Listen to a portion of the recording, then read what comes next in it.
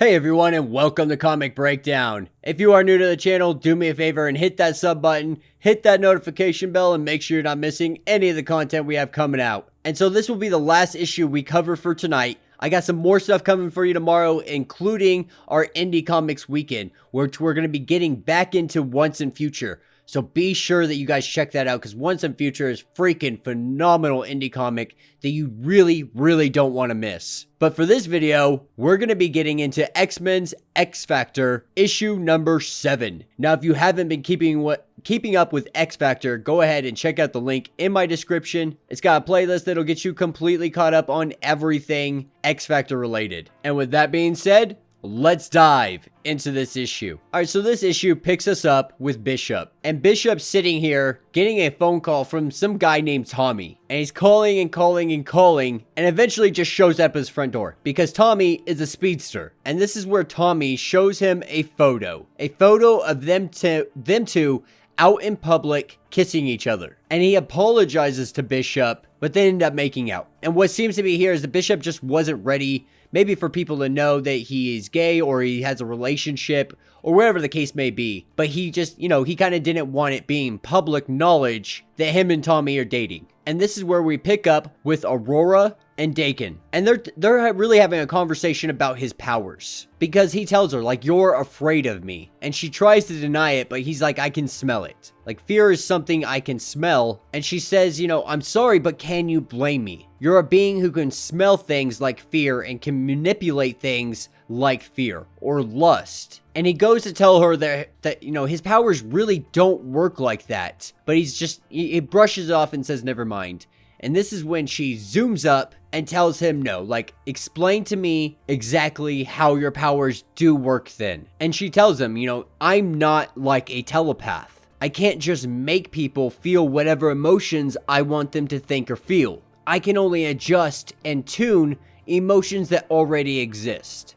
Technically he can interact with brain chemicals, nudge them up or down in whichever direction he wants to a limited extent, but he can't manipulate anything that doesn't exist. So if there is fear there, that's what he can manipulate. If you have lust for him or love for him, he can manipulate that. But he can't create fear. He can't create love within you for him. And she almost has pity for him to have to walk around feeling everybody's emotions. He's like a blindfolded empath, walking through crowds, feeling and smelling how everybody feels about him around him, not knowing what those emotions are from, not having any context as to why or motives to understand why they might feel this way. And this is when they start to get a little romantic here and there. And what we're really seeing from this comic so far, I think, is really just showing the relationships that exist between all of our heroes here, and showing all the dynamics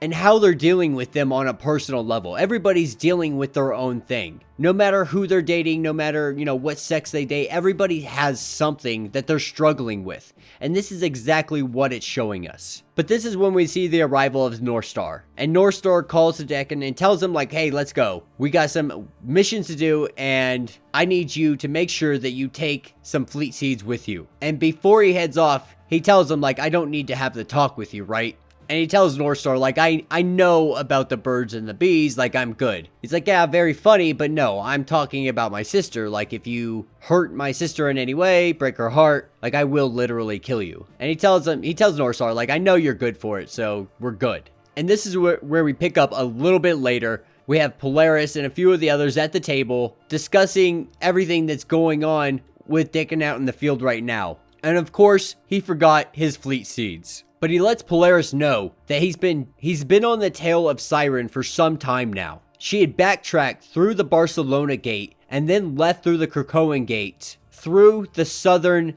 Alberta one. So it seems to be that she's headed down into the United States, or at least that's the assumption right now. And he's going to do his best to continue to follow her. And this is where we pick up with Polaris.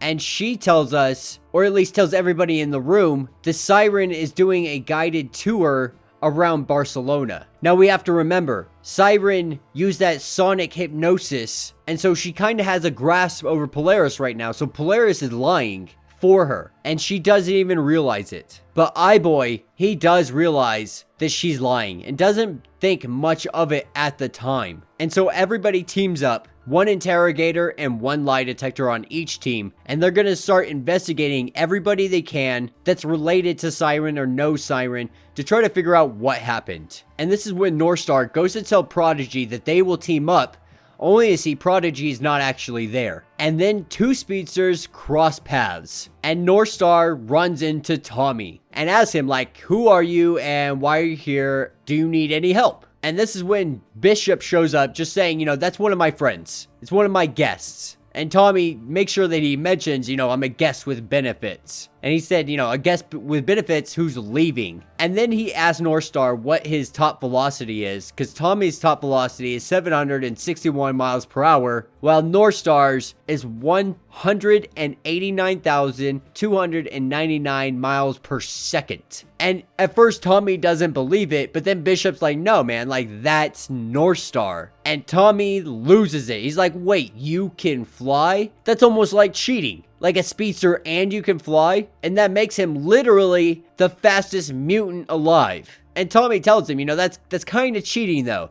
You're just taking shortcuts if you're flying everywhere. And Northstar says, I suppose that makes kind of sense. If I were trying to smooth my wounded ego by lying myself about arbitrary speedster rule system that I just made up. Like, sure, totally. And this is where Tommy challenges him to a race. Like, first to Australia buys a smoothie. And Northstar denies it completely. And Tommy says, wait, if you can go that fast, how is it even possible? That's faster than the speed of light. Like, that would literally destroy the planet. And Northstar agrees with him. It would destroy everything in his path. He could literally tear the world in half in one lap if he wished to. The only thing is, it would destroy him physically. He wouldn't be able to breathe at a point because he had created a vacuum and all of his organs are getting crushed and bones just pulverized into dust. And then Tommy makes yet another observation and he asks him, does gravity register to you like it does everyone else? Like, can you feel it? Is it different? Like, I gotta know, tell me. And he's like, only in moments, at rest, it's the same. But in flight and at top speeds, it doesn't feel quite the same to him as it would to anybody else. And he tells him, that's actually an astute observation, and he welcomes him back to the boneyard anytime he would like. And so this is where we see our team investigating individuals like Banshee, Dazzler, Madrock, and Havoc.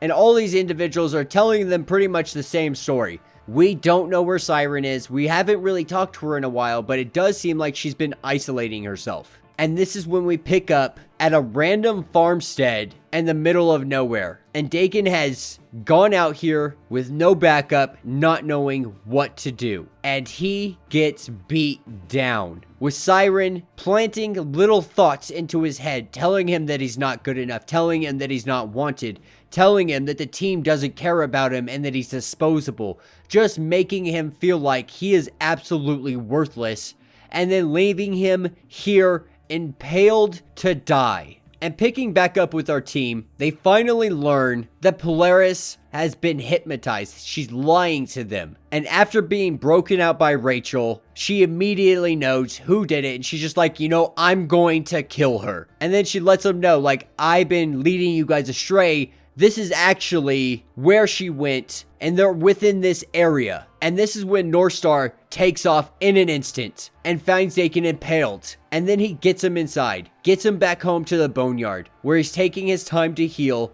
and Aurora meets up with him. And they just have a conversation about, how he was pulling punches with Siren. He didn't really want to hurt her. And on top of that, she was, putting ideas into his mind that weren't actually his, that he didn't actually feel, but he's still feeling those emotions. And so it does take a toll on him. And then we pick up later that night in the boneyard living room. And what seems to be here is everybody has been killed for the most part. Rachel's dead. Polaris too. There's only a few individuals left, and somebody has come in here and massacred almost everybody in the boneyard. And that will be the end of this issue. So let me know what you guys think down in the comments. Personally, I really, really did love this issue.